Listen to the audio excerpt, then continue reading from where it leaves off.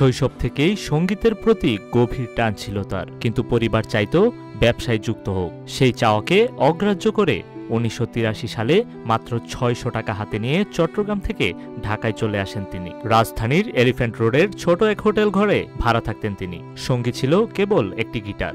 সেই গিটার আর অদম্য অনুশীলনেই একদিন তিনি হয়ে ওঠেন দেশের ব্যান্ড সঙ্গীতের অপ্রতিদ্বন্দ্বী তারকা। ৬ তারের এই জাদুকরের জন্মদিনে আজ জানাবো কিছু অজানা গল্প। এক গভীর রাতে হঠাৎ ফোন পেলেন পপ গুরু আজম খানের কাছ থেকে। রাত ২:৩০টায় ডাক উপেক্ষা করেননি তিনি। বাইকে চড়ে পৌঁছে যান কমলাপুর এজিবি কলোনিতে, যেখানে হাজারো মানুষ শুনছিলেন আজম খানের গান। RICL TMX, যুগের পর যুগ স্থাপনা থাকে মজবুত। মঞ্চে গিটার হাতে উঠতেই গুরু তাকে স্নেহে জড়িয়ে ধরেন, প্রকাশ্যে গালে চুম্বনও করেন। আয়ুব বাচ্চু জানান, সেই রাতের স্মৃতি তার কাছে থেকে যায় আজীবনের প্রাপ্তি হয়ে।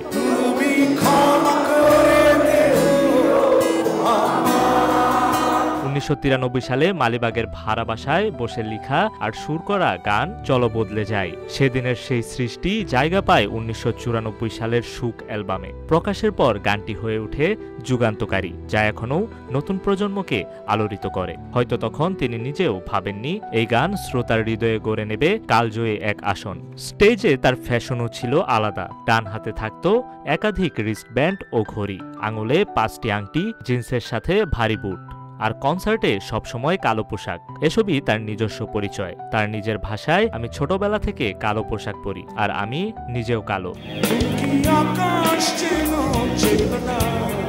১৯৯৮ সালে যুক্তরাষ্ট্র সফরে গিয়ে নিউ ইয়র্কের এক গিটার সেন্টারে দামি গিটার বাজাতে চাইলে দোকান ম্যানেজার তাচ্ছিল্য করে বলেন, এটি কোনো বাংলাদেশির জন্য নয়। এই অপমান সহ্য করতে পারেননি তিনি। গিটার বাজিয়ে নিজের মুন্সিয়ানার প্রমাণ দিলেও কিনতে অস্বীকৃতি জানান সেই গিটার। স্পষ্ট বলেছিলেন, যে গিটারের জন্য দেশ অপমানিত হয় সেটি আমি দ্বিতীয়বার বাজাই না। তার কাছে গিটারের ভালোবাসার চেয়ে দেশের সম্মান ছিল অনেক বড়। আয়ুব বাচ্চু কেবল একজন গায়ক বা গিটারিস্ট নন, তিনি ছিলেন বাংলাদেশের ব্যান্ড সঙ্গীতের বিপ্লবী যোদ্ধা। তার প্রতিটি সুর, প্রতিটি গান আজও কোটি শ্রোতার হৃদয়ে বেঁচে আছে।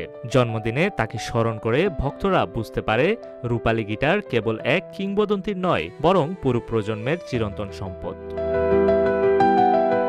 নিউজ ডেস্ক, রূপালী বাংলাদেশ।